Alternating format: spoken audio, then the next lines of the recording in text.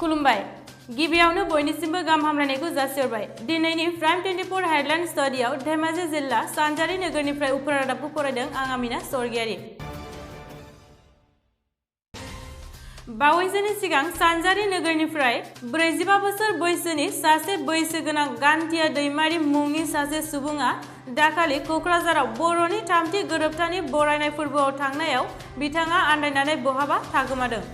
सुलु मोननाय बादिब्ला बिथांनि लांनाय बेगआ गारिजोंनो लोगोसे फैफादों बिथांनि आखायाव रां गैया होननानै सुलु मोनदों दा बिथांखौ गामि आरो नखरनि सुबुंफोरा हालाय हाफाय नागिरगासिनो दं बिथांनि आबुं थङा जादों गामि Khairoguri post office Simenchapori PS Simenchapori district Dhemaji बिथांनि बिफानि मुङा कुमार दैमारि हिन्जावनि मुङा माइदां दैमारि बिथाङा सासे फिसाज्ला साब्रै फिसाजो दं बेनिखायनो बिथांखौ जेरावखि जाया नुयोबोला 8399040182 नम्बराव कल खालामना फोरमायहरनो खावलायनाय जाबाय एसेयावनो दिनैनि उफ्रा रादाबखौ फोजोबनाय जाबाय।